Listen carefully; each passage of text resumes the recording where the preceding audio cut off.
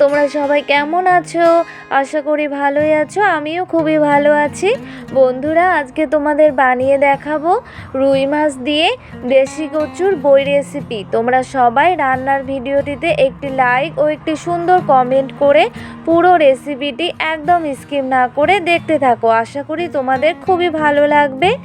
এই দেখো বন্ধুরা, এগুলো হচ্ছে দেশি কচুর বই। এগুলো খেতে কিন্তু দারুণ লাগে। এবার কচুর বইগুলো পরিষ্কার করে নেব।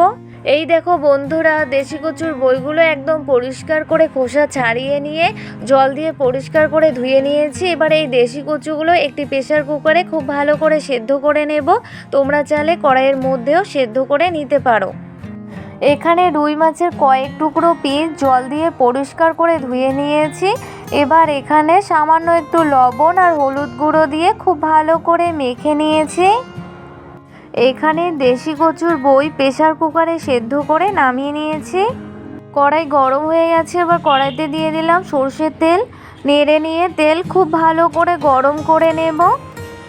এবার তেলের মধ্যে হলুদ লবণ দিয়ে মেখে রাখা রুই মাছের পিসগুলো এক এক করে দিয়ে দিচ্ছি। তোমরা যারা এখনও পর্যন্ত আমার চ্যানেলটিকে সাবস্ক্রাইব করোনি, চ্যানেলটিকে সাবস্ক্রাইব করে বেল আইকনটি ক্লিক করে পাশে থেকো। মিডিয়াম টু হাই আছে রুই মাছের পিসগুলো উল্টে পাল্টে লালচে করে ভেজে নেব। প্লিজ দেখতে থাকো।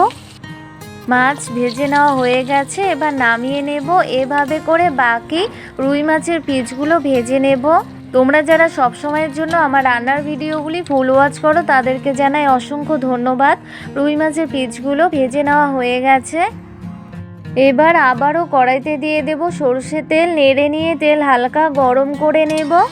এবার তেলের মধ্যে ফোড়নে দিয়ে দেব একটি টুকরো করে রাখা তেজপাতা আর একটি মাঝারি মাপের পেঁয়াজ সরু করে কেটে নিয়েছি, আর বেশ কয়েকটি চেরা কাঁচা লঙ্কা তেলের মধ্যে দিয়ে দিলাম। তোমরা কেমন ঝাল খেতে পছন্দ করো সেই অনুযায়ী দিয়ে দেবে। তা নেড়ে নিয়ে হালকা লালচে করে ভেজে নেব।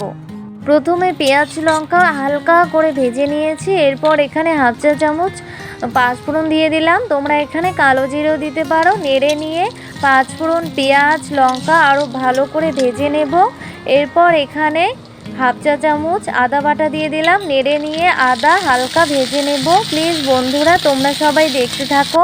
সব কিছু ভেজে নিয়েছি। এবার এখানে সেদ্ধ করে রাখা দেশি কচুর বই দিয়ে দেব। এবার সব কিছু খুব ভালো করে নেড়ে নেব। বন্ধুরা, মাঠে ঘাটে যে কচুগুলো হয় সেই কচুগুলোর এই বইগুলো খেতে কিন্তু দারুণ ভালো লাগে। এবার এখানে পরিমাণ মতো লবণ দিয়ে দিলাম আর দিয়ে দেব আন্দাজ মতো হলুদ গুঁড়ো। এবার এখানে দিয়ে দেব হাফ চা চামচের মতো জিরে গুঁড়ো। আর কিছু দেব না। এবার সমস্ত কিছু খুব ভালো করে নেড়ে নিয়ে 2 মিনিটের মতো জাল করে নেব। তোমরা কে কে এই দেশি কচুর বই খেয়েছো অবশ্যই কমেন্টে জানাতে ভুলবে না। 2 মিনিট জাল করে ফিরে আসলাম। এবার এখানে হালকা কুসুম গরম 2 গ্লাস মতো জল দিয়ে দেব।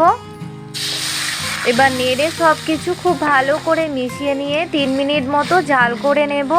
যারা এই দেশি কচুর বই একবার খেয়েছো তারা তো জানোই কতটা ভালো লাগে খেতে এই দেশি কচুর বই। 3 মিনিট জাল করে নিয়েছি। এবার এখানে ভেজে রাখা রুই মাছের পিসগুলো দিয়ে দেব। 3 টুকরো রুই মাছের পিস দিয়ে দেব আর 3 টুকরো ভাজায় রেখে দেব, পরে খাবো। এবার নেড়ে নিয়ে আরও 5 মিনিটের মতো জাল করে নেব। প্লিজ বন্ধুরা, তোমরা সবাই দেখতে থাকো। 5 মিনিট জাল করে নিয়েছি। তোমরা এখানে ধনিয়া পাতা কুচি দিতে পারো, আমার কাছে ছিল না সেজন্য দেইনি। রুই মাছ দিয়ে দেশি কচুর বই রেসিপি রান্না একদম রেডি। এবার নামিয়ে নেব। বন্ধুরা, এই রেসিপিটি পাতে থাকলে নিমেষেই এক থালা ভাত শেষ হয়ে যাবে। এতটাই টেস্টি লাগে খেতে। তোমরা অবশ্যই বাড়িতে একবার এভাবে ট্রাই করো। বন্ধুরা, রুই মাছ দিয়ে দেশি কচুর বই রেসিপিটি তোমাদের কেমন লাগলো অবশ্যই জানাবে।